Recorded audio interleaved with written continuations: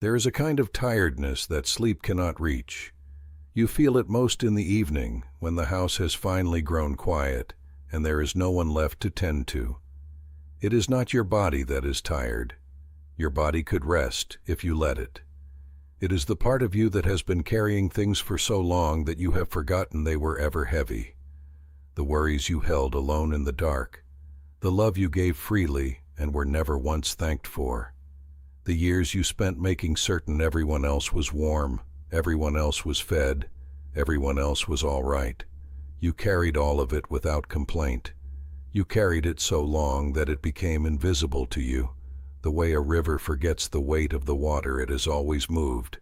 But tonight, sitting here, you can begin to set some of it down. And when you do, something old and gentle will come back to you, something you have not felt in a very long time. It never left. It was only waiting, patiently, for you to grow quiet enough to notice it again. Before we go any further, take a moment and make sure you are subscribed to this channel. And tell me in the comments, from which country are you listening today? I like to see how many different people have gathered here, sitting together around this same quiet fire, to share these reflections. Now, come a little closer. Let me tell you what the old ones knew. They knew something the modern world has worked very hard to forget. They knew that a life is not measured by how quickly you move through it. It is measured by how deeply you were present while it was happening. You were taught the opposite. You were taught to hurry, to fill every hour until it overflowed, to prove your worth by the length of the list of things you had done, and so you hurried. For years, for decades, you hurried. And now you wonder where all that time went, and why, after so much motion, you feel as though you arrived nowhere. The old ones woke before the sun, but not for the reason you might think, not to get ahead of anyone, not to win the day before it began. They rose in the dark simply to meet the morning before it filled up with noise. In that first hour, before the world stirred, there was no one to please and nothing yet demanded of them. There was only the slow return of the light, and a heart quiet enough to hear itself. You do not have to earn that hour. It was always yours. And when you give it back to yourself, even a few minutes of it, you begin the day as its keeper and not its servant. That is a small thing. But small things, repeated across the length of a life, become the shape of who we are. Think for a moment of something as ordinary as walking. The old ones walked every day, not to shrink their bodies, not to count anything. They walked because the body was made to move, and because the spirit sorts itself out along the path in a way it never can while sitting still. Somewhere along the years, we decided that rest meant stillness, that the reward for a hard life was to finally stop moving altogether, and now our joints stiffen, our backs ache, our hearts grow heavy, and we cannot understand why. The body remembers what the mind has forgotten. It remembers that it was made for open ground, for the steady rhythm of one foot and then the other. When you walk, even slowly, even just to the end of the road and back, you are not only moving your legs, you are reminding your whole self that you are still here, still alive, still a part of the world that continues on outside your walls. And that world outside your walls is where you were always meant to be. The old ones did not treat the outdoors as a prize handed out after the work was done. It was simply where their living took place. They ate beneath the open sky. They rested in the shade of trees older than their grandparents. They watched the weather arrive the way you might watch an old friend come up the road, with recognition and without alarm. Now we live behind glass, warmed by machines, lit by machines, entertained by machines. And then we lie awake at night, restless, and cannot say what is missing. The sun on your face is not a small pleasure to be squeezed in when there is nothing better to do. The wind moving through the branches is not merely something pretty. They are medicine, older than any remedy in any bottle, and given to you freely, asking nothing in return. Step outside tomorrow, even for a moment. Turn your face up and let the light find you. You will feel, without quite understanding why, Something inside you grow calm, because you are not separate from the earth. You never were, no matter how far indoors we have wandered, and the earth, if you watch it, will teach you patience better than any words ever could. The old ones paid close attention to the turning of the seasons. They knew the hour to plant and the hour to wait. They understood, deep in their bones, that everything arrives in its own time, and that nothing worth having can be rushed into being. We have lost that understanding. We want the harvest before we have planted the seed. We grow bitter at winters we have no power to hurry. But look at the trees. They do not panic when their leaves begin to fall. They do not mourn the coming cold as though it were the end of all things. They know the cold is only a season. They know with a certainty we envy that the green will return. Your life has its seasons too. The losses you have lived through were not the end of your story, though at the time they surely felt like it. They were winters, and winters, however long, always pass. If you can learn to trust the turning, to believe in the spring while you are still standing in the snow, you will suffer far less in the waiting. The morning has never once failed to come, not in all the history of the world, and it will not fail you now. Before we move on to the next reflection, I want to share something with you. Many of the reflections I have been keeping over the years, about growing older, about finding peace within, about the value of silence, and about the lessons the modern world has thrown away, have been gathered together into a book called The Last Teachings. It is not a lecture. It is a simple conversation, written the same way an elder would speak to someone sitting quietly at his side. If you would like to know these teachings more deeply, you will find the link waiting for you in the first comment below. Now, let us continue. There is a way of eating that we have lost, and in losing it we lost far more than we understood. The old ones ate slowly. They shared what they had. They spoke and they listened, and the meal was never a task to be finished as fast as possible. It was a moment of belonging. Now we eat standing at the counter. We eat with our eyes fixed on a screen. We fill our stomachs without ever tasting the food, and we rise from the table still hungry for something that food was never meant to give us. So slow down, not only when you eat, but in all of it. When you slow down, you begin to notice. And when you notice, gratitude comes to you on its own, unbidden, without ever having to be summoned. A meal eaten slowly, in the company of someone you love, feeds a part of you that no amount of hurry could ever reach. That part of you is hungry too. Be sure you remember to feed it.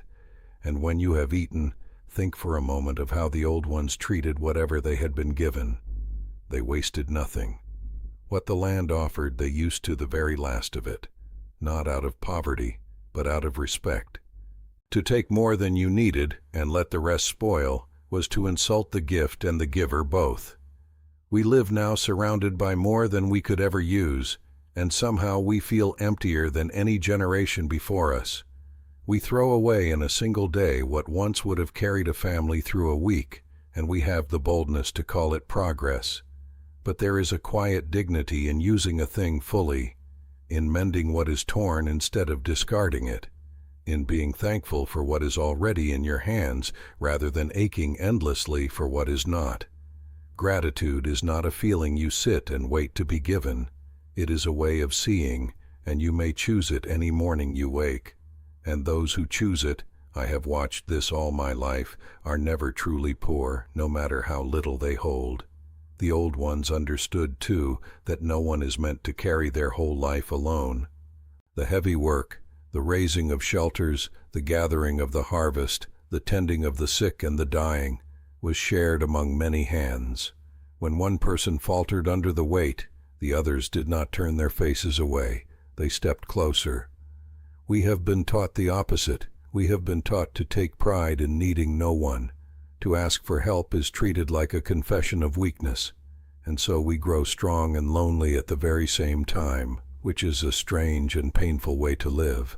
But a burden shared grows lighter in the sharing, and a life woven together with other lives grows warmer and steadier and far less afraid. You were never made to carry everything by yourself. You were never meant to. If you are struggling tonight, hear me well. It is not weakness to let someone in. It is wisdom. It is, in fact, the oldest wisdom there is. We belong to one another. That is not a burden laid upon you. That is the whole of the gift. And of all the ones we belong to, the old ones kept a place of special honor for those who had lived the longest. The elders were not set aside like worn-out tools. They were not treated as though their usefulness had ended and only waiting remained. They were the keepers of memory, the ones who had watched the seasons turn many times over and who knew what the young had not yet lived long enough to learn. To sit at the feet of an elder was to sit before a living library, one that could not be found in any book because it had been written in years instead of ink. Now we hurry past the old as though age itself were an inconvenience, and so the old grow quiet and begin to believe they have nothing left worth giving. If you are older, listen to me carefully. Your years are not a weight you are forced to drag behind you. They are a treasure, gathered slowly, that no younger person could possibly possess.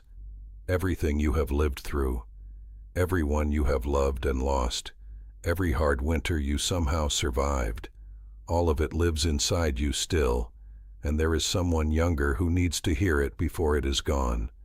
You are not finished. Do not let anyone, least of all yourself, tell you that you are finished. You are full, and what you carry you pass on not by lecturing and not by demanding to be heard, but simply by living. The old ones taught the young without ever once calling it teaching. The child watched the parent watched the grandparent, and so the way of things was handed down, like a warm coal carried carefully from one fire to the next, so that no one would ever have to start cold. Words are forgotten almost as soon as they are spoken, but the child remembers how you lived. They remember whether you were patient when patience was hard, whether you stayed kind when the world gave you every reason to turn hard, whether you kept your peace when everything around you was breaking apart.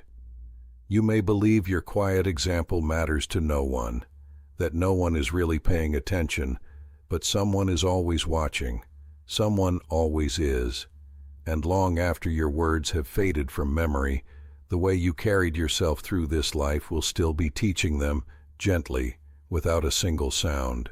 That is how the good things survive from one generation to the next, not through grand speeches, through lives quietly well lived.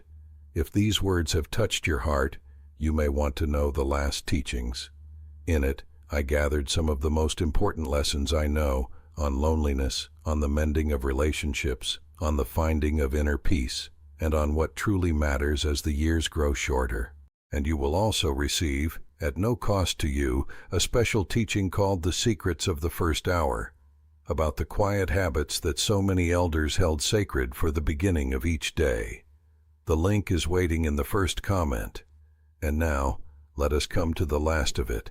There was a time, before the screens, before the noise that never rests, before the endless glow that follows us even into our beds, when the day ended around a fire.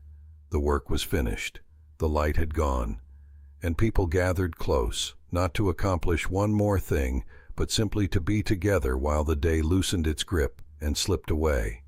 They spoke softly. They fell into silence without any discomfort, because silence among people who love one another is not empty, it is full. They watched the flames, and in the watching, the small troubles of the day drifted upward and away, like smoke rising into the dark. That was how the old ones closed their days. Not alone, staring into a bright little screen in a dark room, not carrying every worry of the day straight into the pillow, there to turn and turn until dawn. They ended in warmth, they ended in company, they ended in peace. And you can still do this. It is not lost to you. You do not need a fire. You need only the willingness to stop, to let the day be finished, to sit quietly with someone you love, or quietly with yourself, and let go of whatever the day asked of you, whether or not you managed to give it. The day has been given back now. You do not have to hold on to it any longer. And here is the truth I most want to leave in your hands tonight, before you rest. You have spent so much of your life believing you had to earn your peace. That rest was something waiting for you just beyond one more task, one more worry, one more year of pushing through. But peace was never on the other side of anything. It was underneath it all, the entire time. Quiet, patient, waiting only for you to grow still enough at last to feel it beneath your feet. The sun will rise tomorrow whether or not you feel ready for it. The seasons will keep their turning. The ones you love will carry forward what you gave them, even the things you never found the words to say aloud. Nothing that truly mattered has been lost. It has only been passed on from your hands into theirs. So set down what you have carried today. You have carried it long enough and carried it well. Let the fire burn low, and rest now, not because you have finally earned it, but because you were always meant to have it. The morning will come. It always has. And you will be here to meet it.